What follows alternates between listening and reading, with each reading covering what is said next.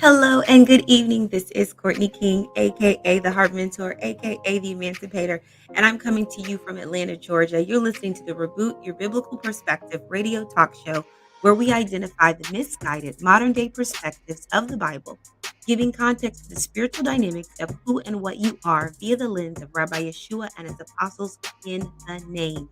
On this radio show, we identify subjects and themes that have been misunderstood from the Bible in the name, verified by pragmatic and experimental research carried out under the Zane Couture International Institute of Pneumatology.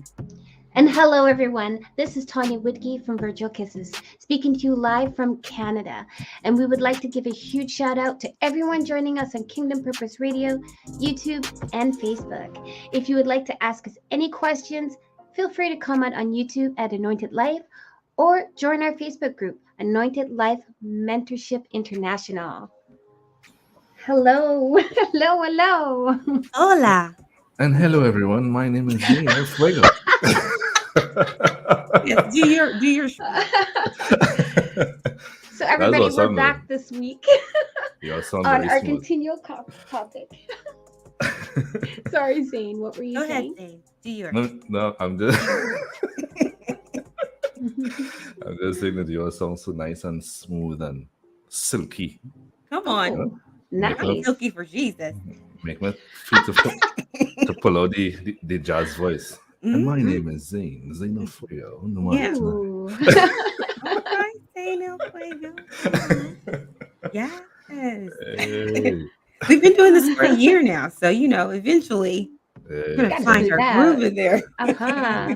They go the personalities. That's what you're talking about. So, guys, we are back this week on the topic faith, hope, and love. We were looking at 1 Corinthians 13:13, which does say, "And now abides faith, hope, love, these three, but the greatest of these is love." Mm-hmm. So we're going to continue on hope, I guess, this week. And by the way, if you did miss our broadcast from last week, you actually can still go listen to it, the one that we did on faith. And you can go to our YouTube, which is Anointed Life, or you can go to our listen to the podcast itself to check that out as well. Mm-hmm. Nice. All right. So should we give them a quick blurb of what we talked about last week? But of course. So that we can lead them like Moses. Let's lead them through the waters. So last week we spoke about faith. And what we are about to do here tonight is the same thing that we did for faith last week, which is where we identified what our cultural understanding of faith is and how it's actually been used in the westernized church culture. And we compared that or contrasted that with the understanding of faith in the scriptures according to the ancient prophets, and how that is actually applied practically. So we saw a difference between the abstract perspective and the concrete perspective. Yes. So today we're actually going to take it up with hope. But this is also something that most people also have very non-scripturally. They usually have the context of hope in our culture generally is something that is something that you desire to happen, but it's not sure to happen. That's usually the context of hope in our culture generally. Which messes up things in our walk, right? Because if we have a wrong understanding of the definition, then the application is going to lead us into a place that we actually should probably avoid. True? Definitions determine functions. If your definition is wrong, your entire universe functioning from that definition. Wait. It's almost like double-mindedness. I wouldn't even say it's double-mindedness, because if you're wrong, it's wrong. lack of You, intelligence. you're in a different world. Ah. You Yeah. literally function in a different world. It's like it's the same thing as though the same thing as we the three of us here could actually say I want volume, and let's say Mhm. Tonia's perspective of volume is Massive, big. massive, right? And Kourtney's perspective is loud, right? Mm-hmm. And I saying volume here, and Tonya thinking about massive. Everything I say massive, Mm-hmm. and Kourtney thinking that it's just loud. You're living in two very very different universes. Mm. Oh, that is so true. That would be. And what I am saying may not be even connected to that, Right. right? And that's exactly what's really going on in the Western Christian community. And what makes it worse with all of these definitions is that these definitions are actually attributed, or not necessarily attributed, they are affiliated to denominations. Mm-hmm. Mm. So depending on which denomination that you are affiliated with, when you come into that denomination, when you come out of that denomination, you have been pretty much programmed. Mm-hmm. I think it's necessary to even actually explain why there's a problem, because well, I'm speaking this from the perspective of a translator myself. When we approaching text as a translator, we have to take into consideration that the words that people are actually using, then very rarely do people use words that are using the definitions of the dictionary. Depending on where you are or what is the genre of your translation, if it's business, if it's a social translation, if it's economics, medicine,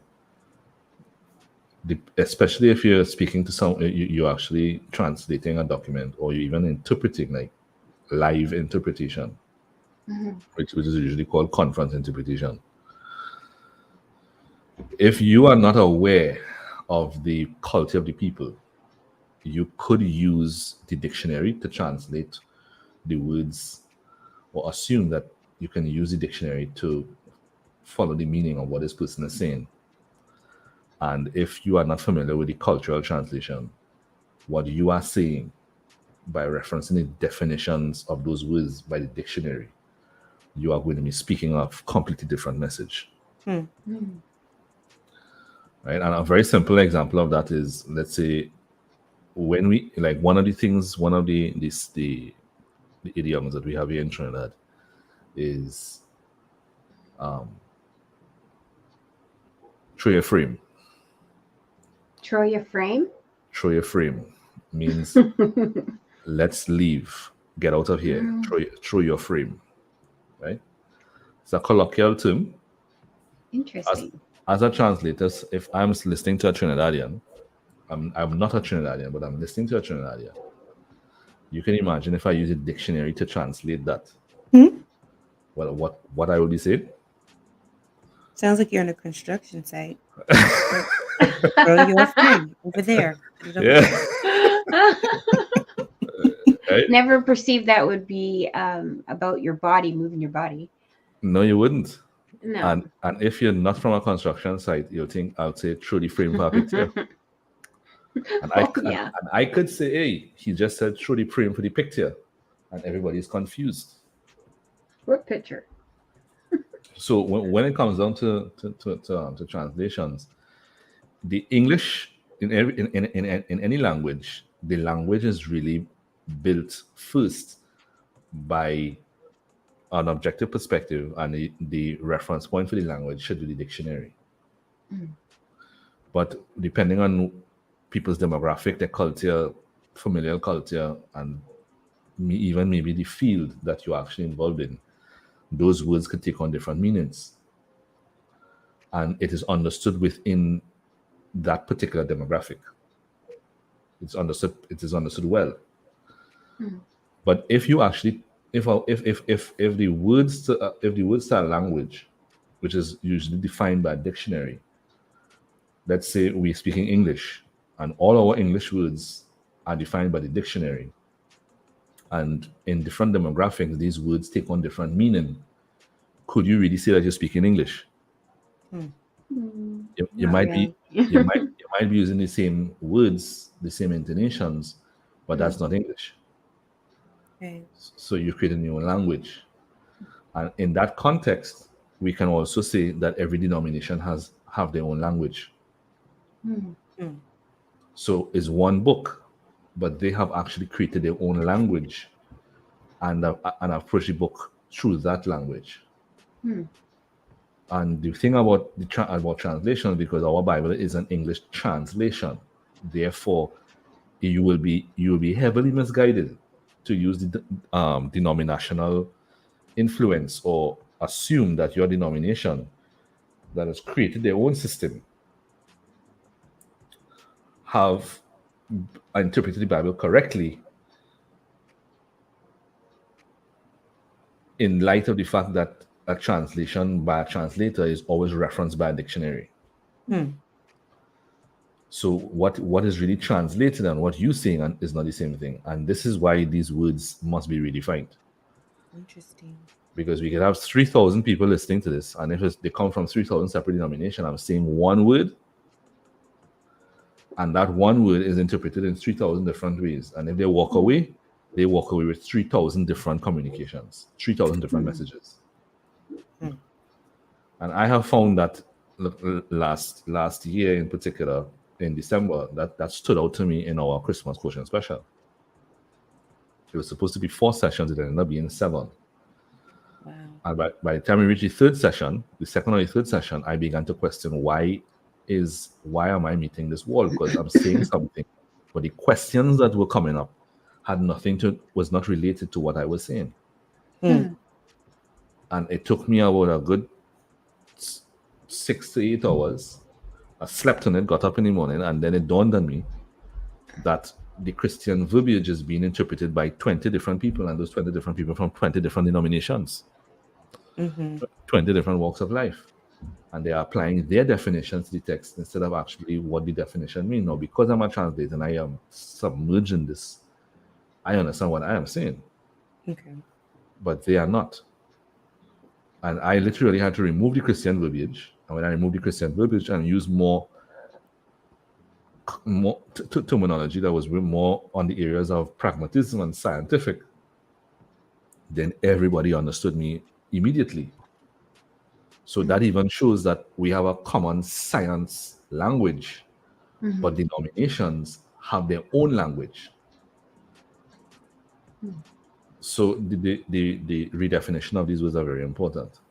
Right. Well, I can see that with science because it's something we've discovered in the earth, and I've got to show everybody. So we're teaching this in school or whatever.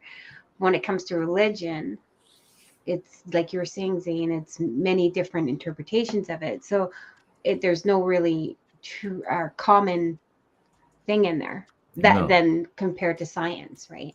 Exactly. So this actually applies to faith. It also applies to hope, as we hear today. And so generally in the society, and this is actually no fault of anyone, in our westernized culture, one of the things in particular that we need to keep on the table is that the westernized system of thought is very abstract. So what we do is that we try to, as I said in our segment last week, what we do is we try to frame some mental picture of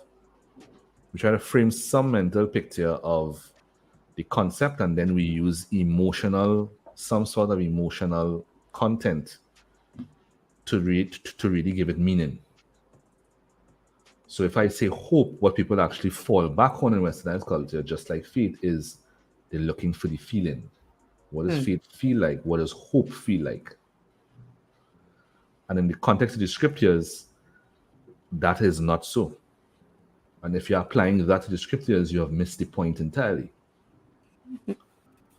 So that actually applies to prayer, because people believe, faith, hope, these things are applied to God. So when they are when they are actually approaching the spirituality and they say, okay, we hope in God, what they are doing is actually attributing an emotion of we desire it, we not and we desire it, and we really have an uncertainty that it is going to be desired, but we really would like it to be the time to come into manifestation.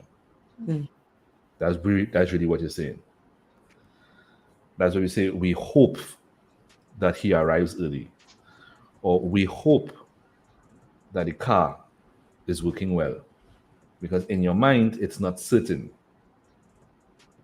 So you have a desire with an uncertainty, and you are actually praying basically in your mind that it is what you desire it to be amidst the certain uncertainty. Well, according to the Merriam-Webster dictionary, like you're saying, Zane, it says to cherish a desire with anticipation, to want something to happen or be true. See what I'm saying? So you want it to be true, which means if you are applying that to the scriptures, you are contradicting the scriptures. Because the scriptures is about it is done already, it is finished. Therefore, that definition in the scriptures is unbelief. So when Jeremiah says plans to prosper you, not harm you, plans to give you hope and a future, it almost sounds like it isn't for everyone.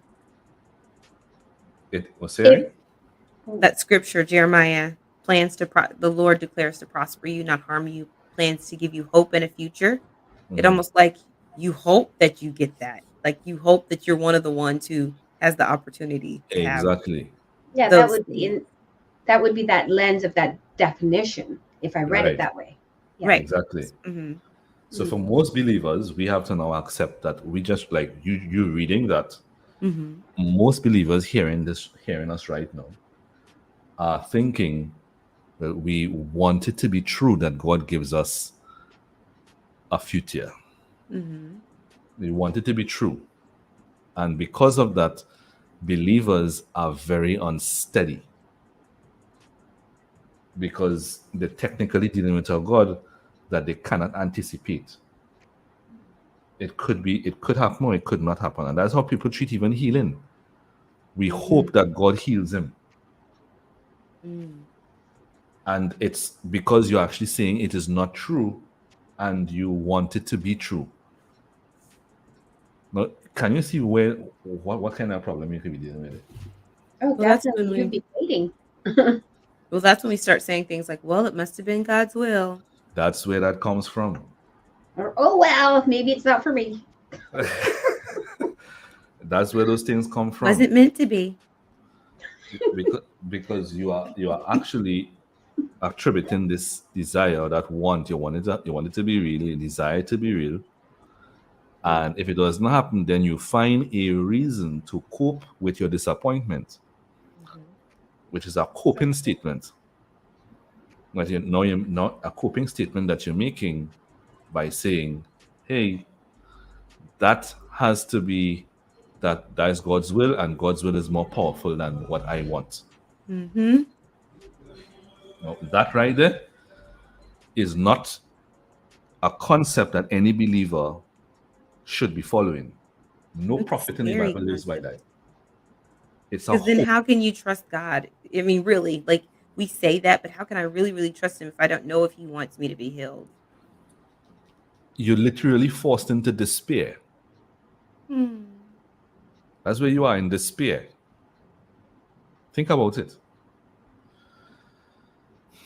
Somebody who is in despair would say, I hope that God does something for me. That's somebody who's living in despair. That's the opposite of the spirit. Peace. So we know, basically, and this is something that was actually a discussion that's taking place in the Master Mentors community today, that we have not been able to identify that what pretty much puts you in a position to reproduce certain power is courage. Despair is the opposite of courage. hope, as we are defining it here, is the opposite of courage. Courage is what a warrior works with. A warrior steps on the field, sees there is danger, there is possibility of death, and he determines in his heart that he is getting through this battlefield. There's a risk involved, but I am determined that this army will be defeated here today. Right. Which means you take action in spite of fear, and you take action with the determination that this is going to be the outcome here. Despite whatever taking place here, this is the outcome. That is the opposite of I hope I win this battle. I would like it to be true that we are going to win this war. That is somebody speaking from despair. If any general stands up on any mountain and says that every soldier will step on that field in weakness, we won't fight. you remember the movie Braveheart? Yes. Yeah. Mm-hmm. Did he speak with I would like it to be true that we're going to win here? No, he was When he addressed the army? he was very courageous and outspoken, and guys, let's go. Yeah. That's courage. What he's doing there is strengthening their hearts. Courage. So naturally, our understanding of hope does not belong to the Bible. Okay. That's very abstract to begin with, but it's also in application, it's the opposite of what the Bible is really talking about. The context of hope in the Bible is the complete opposite. Hope in the Bible, hope in the scriptures. Now, you can grab a concordance and look for hope, and really what it would really say is expectation. That's as close as the translators have actually gotten to define it, expectation. But expectation, not in the context of I am anticipating that it may happen. The expectation spoken about in the Bible is literally the expectation that one would have of gravity. Would it be like a trust? It's trust, but it's more in the context of hope. Someone's hope in the Bible is attributed to the natural function of an entity or mechanism. So, for example, and I've used this before, hope in the Bible is the hope of the mango tree is that it will reproduce mangoes. That's the context of expectation here. It's something that is certain. It's true. It is something that you're not seeing right now, but it is going to manifest because it is its nature to do that. I like that word expectation for hope, because like you said, you know that it's going to produce fruit. So you expect it to do what it said it's going to do. And even, I mean, we use the word expectation. I'm using the word expectation here very cautiously, even in this context. Okay. Because many people hear the word expectation and they attribute the definition of hope to expectation as well. You know, we expect it, but we could be disappointed.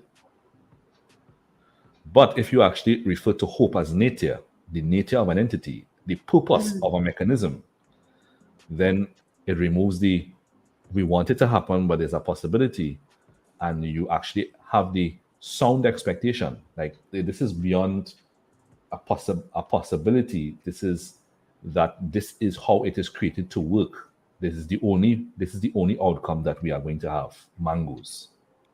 Can you talk a little bit about how you connected hope and nature together? Like, I heard you say that, but how does that connect? Like, is there a story or scripture that gave you that understanding? This is actually you know, in the Bible you have the Torah that actually gives definition to some of these things. Yes. Mm-hmm. And also Psalms that actually give a definition to these things. Job also is one of the books that is very instrumental in actually seeing the definition of hope. Mm-hmm. right? And the first mention of hope in Job is in Job 4:6, Mm-hmm. right? That actually says, "It's not just thy fear, thy confidence, thy hope, and the uprightness of thy ways." That mention there is this is Job speaking about God, Yes. and he parallels, "It's not just thy fear, thy confidence, thy hope, and the uprightness of thy ways." Mm. Wait, no, that is not God speaking. There's Eliphaz speaking, the Temanite.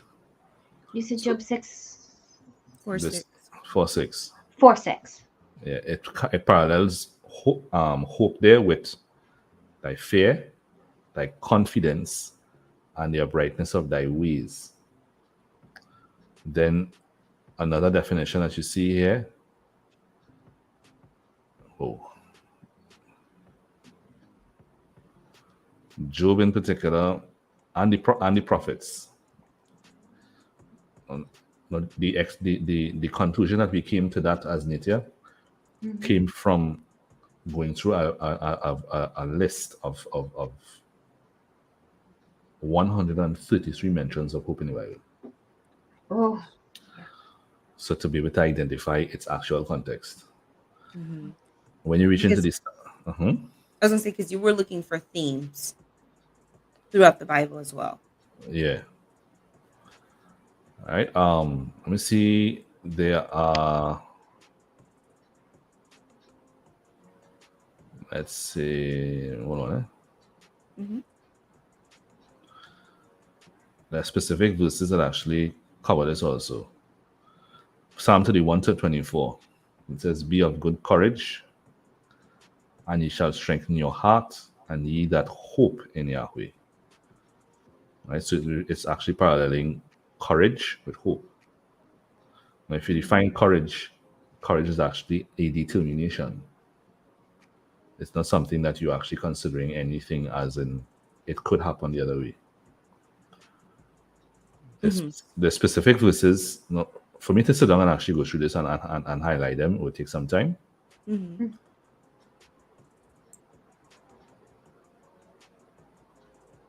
Look at Psalm 78:7.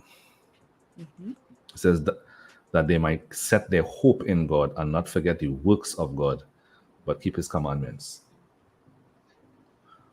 All right. So there's a parallel here between works and hope. Hmm.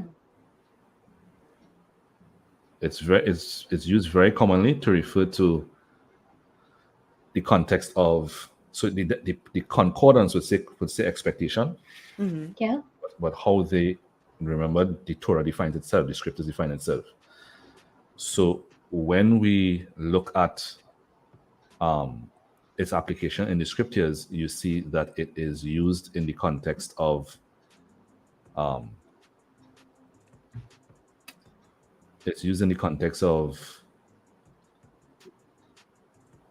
nature, or Mm-hmm. no, I use nature to actually get a point across.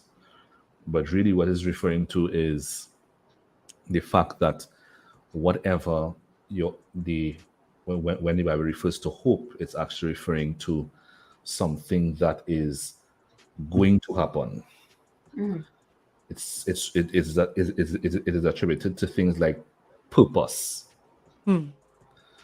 The hope of this is its purpose. That's the context that the Bible actually uses. So even like the scripture verse that Courtney quoted Mm-hmm. from Jeremiah, Mm-hmm. Mm-hmm. if you listen to it, it actually parallels hope with future. Yes. See, hope and future is paralleled. So with the future is certain. Even though we may have different expectations of the future, the concept of future is certain because we know it is moving forward.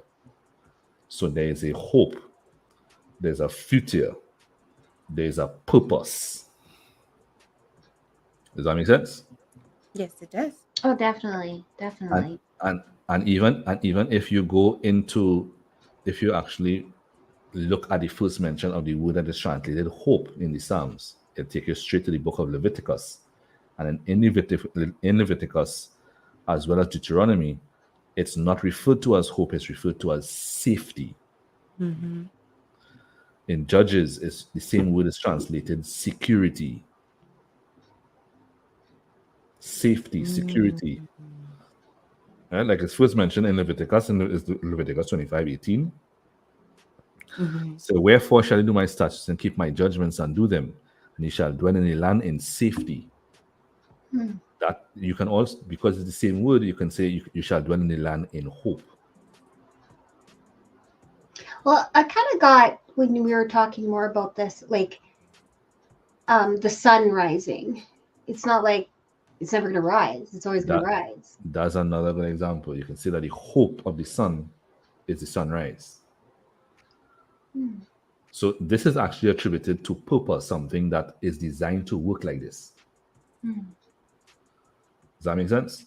So when Hebrews 11 says, now faith is the substance of things hoped for, it's essentially saying that, according to what we talked about last week, Mm-hmm. the imagination of what is already, or the reality of what's already taken place in the city, which is in your spirit, New Jerusalem, Right.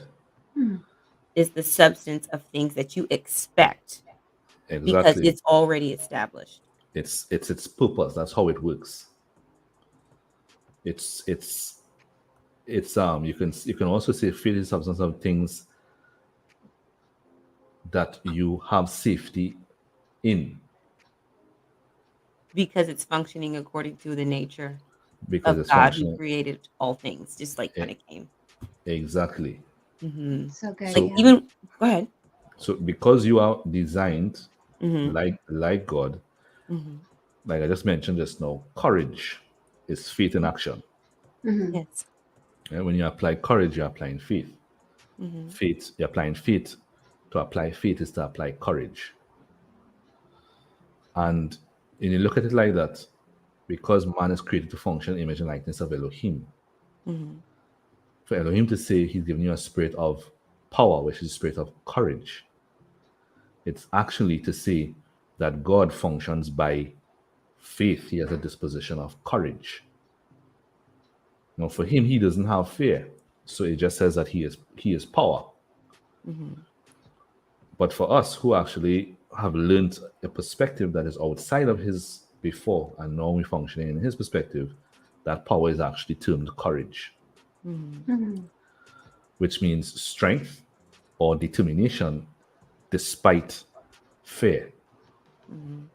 So therefore, you can say that how God is actually saying to function is really how he functions. Yes. And how God functions doesn't change. He functions like a law of physics. Mm-hmm. So you can say that faith is as certain as law of gravity because good. it is you functioning like God. Amen. Hope So in the never changing of power and authority, despite what your natural eyes or your understanding of that word may be. exactly. Right. So all of us, all of in the Old Testament, this hope is never something that you desire to happen, but with uncertainty. The scriptures actually say that God finished all of these things from the foundation of the world. Mm-hmm. Yeah. Therefore, hope is just the natural expression of the purpose of whatever the thing is created for. This is the context of hope in the Bible. Mm. That's so good. So when we say Christ, Christ in you, the hope of glory, Mm-hmm. that's the same thing as saying Christ in you, the safety of glory. Now that registers differently in your mind. Mm-hmm. It's the security of glory. Mm. See that? Mm-hmm. And so if you're hopeless, it means you don't believe that you are safe or you Yeah, don't believe. It's like a lack of trust, in other words. it's and it, you see, even in the context of trust, Mm-hmm. trust in the scriptures is never something that you try to master. You can say that you trust the law of gravity. That's the context of trust in the Bible, because it has been finished from the foundations of the world. Therefore, to trust something that is not present is actually delusion, But it is present. but it is present. So Yeah, the context of hope that we're using, to hope in something that is not real, is also living in a delusion. of course. Of course. To have faith in something that is not real is also living in a delusion. So if the Bible tells you, and it's concrete, to hope, it is not because you're trying to create it. It's because you hope in something, is that you trust it. You trust it as its purpose to do this. Mm-hmm. And there's it the cat, you trust the cat to, to say meow, Mm-hmm. right? You don't, you see how we actually have been have been taught to use hope in our culture is you're watching you're watching a dog, and what we do is say we hope that the dog says meow. Mm-hmm. Would you not be deluded? Yes. Yeah. Because everybody knows that's not the purpose of that entity. Mm-hmm. That entity does not say meow. Yes. So if you're actually having hope in something that is not present, it's not designed to do that, then you are lying. You are in self-deceit. And so because the scriptures actually says everything is done already and God requires that which is past, then hope is just trusting that this is how it works. So Christ in you is really the security of glory. Mm-hmm. Does that make sense? Mm-hmm. Definitely. So the scripture that says, "May the God of hope fill you with all joy and peace in believing," is saying, like, may the God of certainty fulfill who He is, Mm-hmm. to be who Mhm. He is. Exactly. Or when the Bible tells us to rejoice in hope, To rejoice in that certainty. that things will be as they have been set in motion to be. And I don't want to say that in like an abstract way, like whatever will be type of thought process. But like you were saying early, the mango tree is going to make mangoes. Mm-hmm. That is for certain. It is for certain. A cat is going to produce a cat. That is for certain. So then we rejoice in the hope of the certainty that the way that they were spoken and put in place, it will be.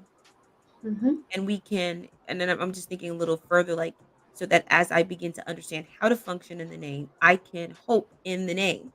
I can understand that as I learn the mechanics of the name, that the name is a sure thing and Right. will produce what it says it will produce. Or There is no ifs, buts, or maybes about that. And we have to get away from the idea of treating hope in God as though it's something that is iffy yeah. or maybe, Hmm. right? So even if you look at, for example, there are verses in Job, like one is Job 6:11. It says, "What is my strength that I should hope? Hmm. What is my strength that I should hope?" So there is a relation here to actually hope in strength. Hmm. So you can say that in this context, you can also say that um, a bodybuilder, Mhm. he knows his strength, and therefore he can hope in his strength to pull Mhm. the iron, to lift that weight. right? It is not that it may take place or not. It's because he is certain in his strength, Yeah. and so he expects his strength to reproduce. So I guess a thought for me is, as listeners are listening, how is that affecting things? We touched on it briefly, like in terms of health, but just an overall general prayer life and someone's walk. If they're not understanding that it is security, that it is safety, that it is strength, how is that? What are they seeing right now that they shouldn't be seeing? Everything that is saying that makes them that actually give that reproduces a sense of insecurity. Mm-hmm. Anything that you're saying that is reproducing a sense of insecurity. Mm-hmm. If you are praying, whether you're asking or you're commanding, and there's a sense of insecurity, you are not walking in hope. You are actually, your hope is really saying that it is not true. And the thing about this is, now we have been, now I'm actually, now we are able to identify that courage is necessary for manifestation. Mm-hmm.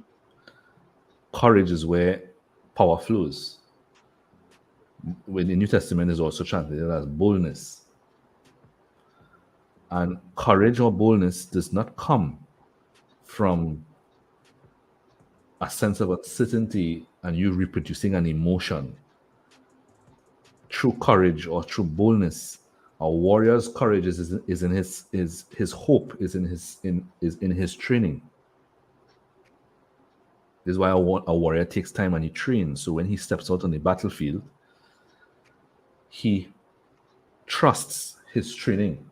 Mm-hmm. He has hope in his training, and therefore courage can be birthed. Does that make sense? Yes. So, And so if you're praying in particular and is reproducing despair, dismay, you're feeling as though you're going to be overtaken, then you are not praying in God. mm-hmm. Because to pray in God is to pray in the certainty that what God says works like physics. I Yes. mean, even if we even want to actually question the whole idea of if God is certain, one of the things that has actually caused believers to buckle Mm-hmm.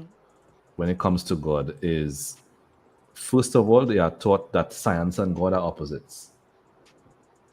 Mm-hmm. True. So because of that, they do not in any form or fashion see the creation as an expression of God. They do not really see the creation as an expression of God because they see science, and science speaks about laws of physics, so that is opposite of God. Mm. If you saw the creation as an expression of God, that we live and breathe and have our being in Him, then it would pretty much become clear that the laws of physics in creation pretty much reveal how God functions.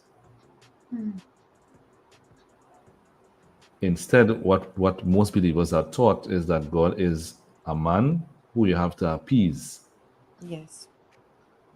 And in appeasing him, he may move today and he may not move tomorrow. Hmm.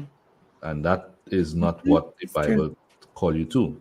It has nothing to do with scripture. And then you're on edge. You're in fear. You're like, oh, I hope I didn't do anything to mess up what I'm hoping for. Yes, that's so true. Exactly. Yes. Exactly. So Instead of hope. knowing just how things work. Mm. And So even in this context, that we must take into consideration that even our understanding of character in the scriptures, laws of physics, pretty much reveal the character of God's Spirit. is that it's fixed, it never changes. He's the same yesterday, today, and forever. Gravity, all of these things reveal the character. In scripture, character is really like a principle that is consistent. You can say that as character. But believers do not treat God like that. They treat God as though he is their personal daddy. And once they beg daddy enough, he will pamper them. When God has character, and he's not going to break character for you. Right.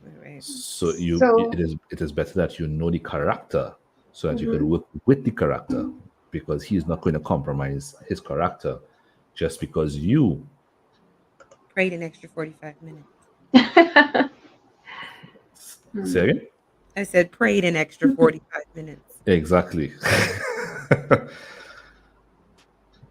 So hope is courage in the expectation that God is true to his word. That's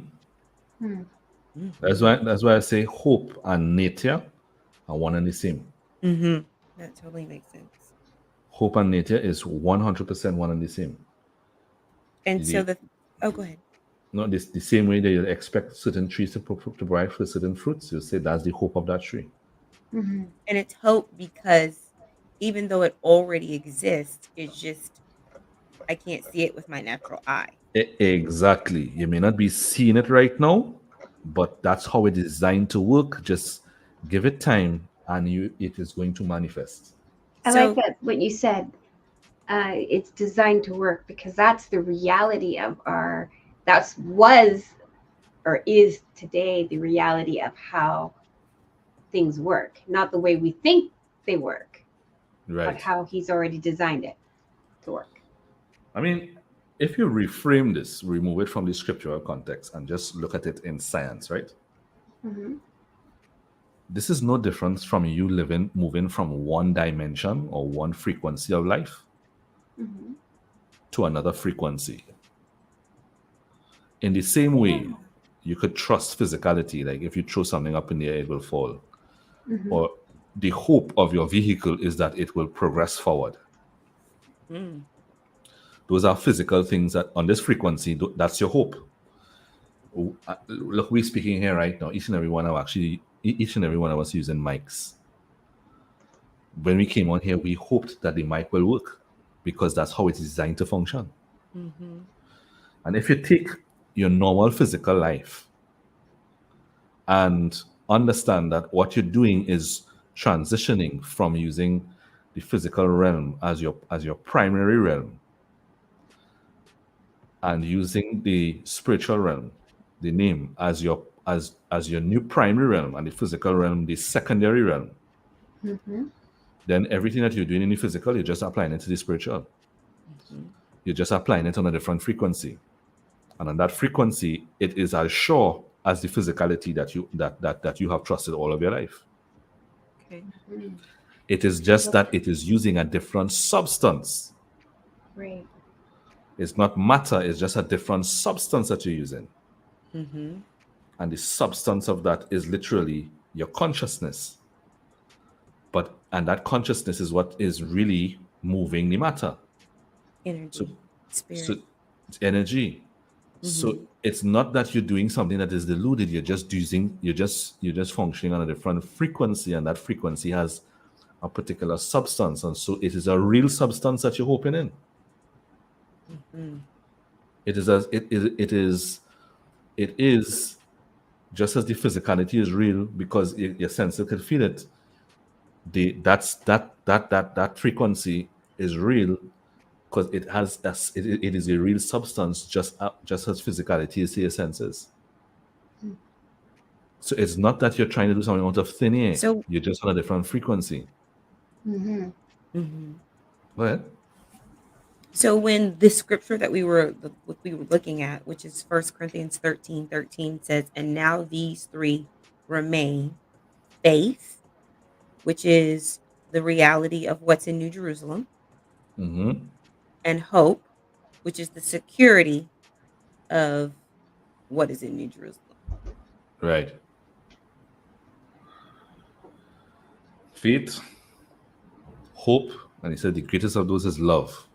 Mm-hmm. And We will get to that one next show. next week is when we actually show that, because you could have faith and manifest things, Yeah. hope manifest things, but if you don't understand what love is, Mm-hmm. with all the faith and the hope, you will still die. Oh my Oh. goodness. They better come back next week.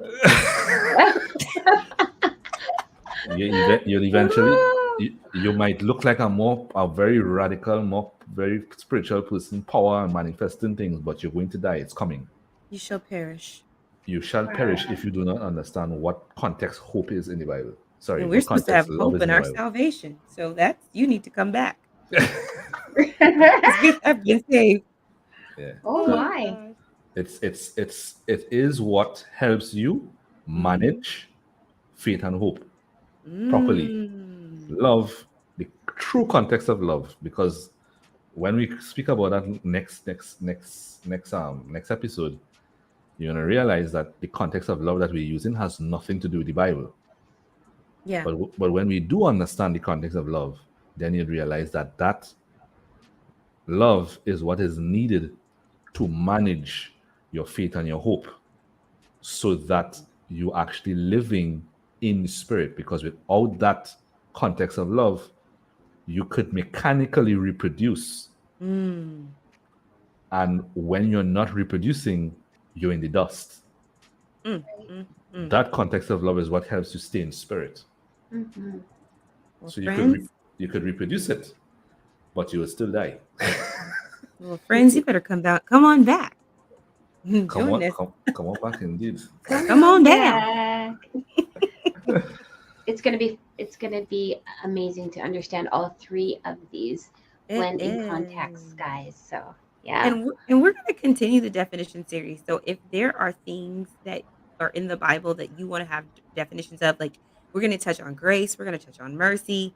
So all of those Ooh. are things that we're going to hit after we hit love, so that you all can be well informed and you can understand the true nature of God. And so that's really important, because whatever his nature is also your nature. So it's actually really important to have. So, There's one thought I want to leave everybody with, okay. Mm-hmm. and this is also something that we will address, especially with things like grace and mercy and things like that. Uh-huh. When Moses was introduced to the name Yahweh in Exodus chapter 4, Mhm. the name of Yahweh came with an undertone that was not translated in the Bible, that actually means supernatural. Mhm. Mm. Acts and great miracles. It's a supernatural name. The Amplified Bible included it and put acts and great miracles in square brackets. Mm.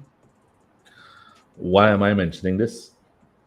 Because commonly Christians, modern day Christians, attribute their physical understanding of these concepts and the abstract understanding of these concepts to God. Mhm. There is no concept that we are referring to here that does not come with miraculous ability. Mhm. So when we're saying faith that reproduces supernatural ability, sorry, a miraculous power, hope reproduces miraculous power, and the love that the Bible is speaking about also reproduces supernatural power. So nothing here is just physical, as in what we have limited it to in physical realm. Mm-hmm. Every concept from grace, mercy, those things have nothing to do with what we've been taught. All of those things are actually related to miraculous power. Mm. Mm. Mm. So when we say hope, the nature, that means the nature of miraculous power. Mm. Wow. Wow. That's food for thought. It is food That for is thought. food for thought. And you know Okay. That what's is so funny? indeed. Um, I recently did an article on what faith was, and the response was, wow, I wish I could pull up the response really quick, but someone said to me, I never had heard faith explained to me in this way. It was always so abstract. And I Mm-hmm. never knew what to do with the information because it would be here this Sunday and this another Sunday and this another Sunday, depending on the message. Oh, Almost the definitions would change. And so there was nothing ever concrete, Right. and it was just mm, all over the place. And so with us doing these definitions, it's really going to help you get grounded, and it's really going to help you be able to operate in truth and be able to move forward and in confidence and in courage and in boldness. When you have a concrete definition, it definitely One will shift for you. 1,000%. Concrete 1,000%. definition. so true. And we are all about definitions. Mhm. All about definitions, indeed. We are so, all about so, them. so when we say Christ in you, the hope of glory, Mhm. Mhm. that's Christ in you, the miraculous security of glory. Mm, mm, mm. That's so good. Or we could even say that glory Mhm. is also defined, but again, every concept that comes with Yahweh comes with miraculous power as an undertone. Yes.